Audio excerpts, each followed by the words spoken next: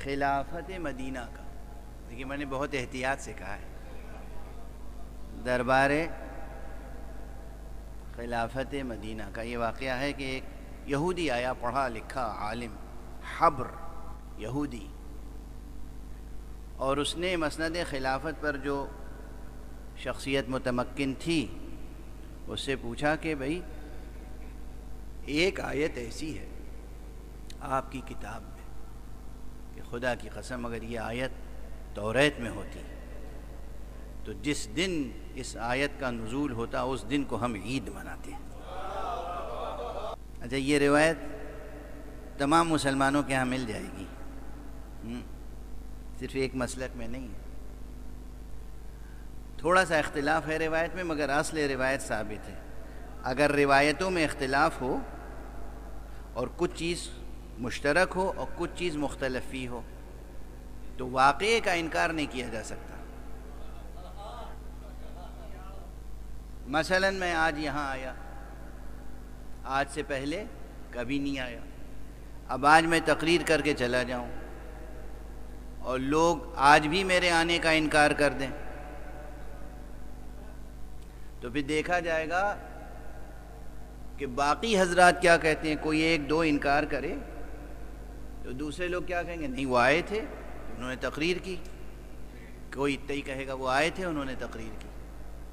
کوئی کہے گا کہ نہیں وہ آئے تھے اور انہوں نے اخوت کے موضوع پہ تقریر کی تھی، کوئی دوسرا کہے گا وہ آئے تھے انہوں نے غدیر کے موضوع پہ تقریر کی تھی، تیسرا کہے گا وہ آئے تھے اور انہوں نے سورہ مائدہ کی آیت کی تلاوت کی تھی، اس کے ضمن میں تقریر کی تھی۔ اب یہ تمام بیانات جمع کیے جائیں گے تو دیکھا جائے گا کتنے لوگ کہہ رہے ہیں کہ وہ آئے تھے، کتنے لوگ کہہ رہے ہیں کہ نہیں آئے تھے، اور جو لوگ کہہ رہے ہیں آئے تھے الگ الگ ضرور ہے بیان، کوئی کہہ رہا ہے اخوت کا بیان تھا، کوئی کہہ رہا ہے سورہ مائدہ کی آیت پڑھی تھی، کوئی کہہ رہا ہے ولایت کا بیان تھا، کوئی کہہ رہا ہے غدیر کا بیان تھا،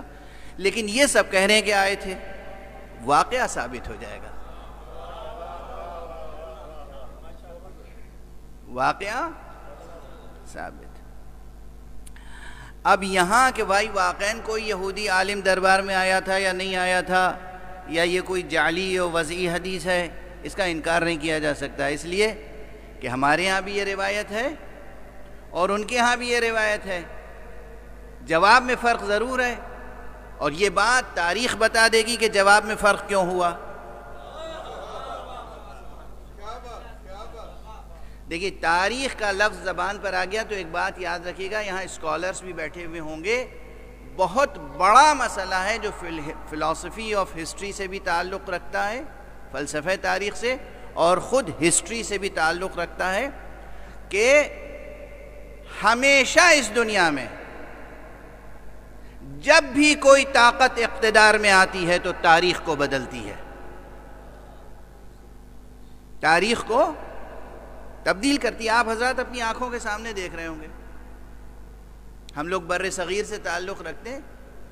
پاکستان ہندوستان، آپ کی آنکھوں کے سامنے تاریخ بدلی نہیں جا رہی ہے، بدلی جا رہی ہے اس وقت، یعنی آپ کی نگاہوں کے سامنے تاریخ بدلی جا رہی ہے۔ ایک طبقہ حکمراں کا آیا، ایک جماعت اقتدار میں آئی، وہ دوسری جماعت کے خلاف تاریخ لکھے گی، دوسری جماعت آئی تاریخ میں اقتدار میں، وہ پہلی جماعت کے خلاف تاریخ لکھے گی، متن کو تبدیل کرنے کی کوشش ہوگی، حوالے مٹائے جائیں گے، جھوٹے حوالے بنائے جائیں گے، یہ سب آپ اپنی آنکھوں کے سامنے دیکھ رہے ہیں۔ یہ صرف آج کی بات نہیں ہے، ہمیشہ سے انسان کی فطرت یہی رہی، اور اس تاریخ کو سامنے رکھ کر، تاریخ لکھنے والوں کو سامنے رکھ کر، دربار میں لکھنے والے تاریخ کے کتنے ہوتے ہیں؟ درباری، پیڈ سرونٹس، اسکالرز کم بکتے ہیں، خوب بکتے ہیں، صحافی کم بکتے ہیں، خوب بکتے ہیں، ضمیر فروشوں کی کمی نہیں ہے، قلم فروشوں کی کمی نہیں ہے، علم فروشوں کی کمی نہیں ہے، ہر طرح کے لوگ ہیں، ہر دور میں رہے، فطرت انسان کی یہی ہے، اگرچہ فطرت اولیہ بہت پاکیزہ ہے، لیکن جب ہم کہتے ہیں عام طور پر محاورے کے طور پر روزمرے میں جب کہتے ہیں کہ فطرت انسان کی یہی ہے تو دراصل فطرت ثانویہ مراد ہوتی ہے، یہ سب جانتے ہیں تو اس کی وضاحت کی ضرورت نہیں ہے، لیکن بہت سی چیزیں وضاحت اس لیے کر دیتا ہوں کہ نئی نسل اب ہماری زبان سے بھی آشنا نہیں ہے۔ تو ایسے موقعوں پہ جب کہا جاتا ہے فطرت ہی انسان کی یہ ہے تو مراد ہوتا ہے فطرت ثانویہ۔ اب ایک جملہ عرض کر رہا ہوں، ہر دور میں تاریخ بدلنے کی کوششوں کی ہم کوششوں کے باوجود اگر کوئی حقیقت نہ بدلی جا سکے تو کتنا بڑا معجزہ ہوگا۔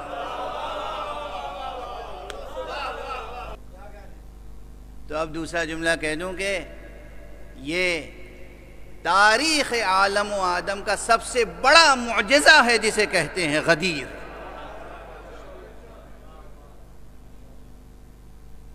پوری قوت سے غدیر کو مٹانے اور بھلانے کی کوشش کی گئی، اب پوری تجلی کے ساتھ غدیر آج بھی موجود ہے۔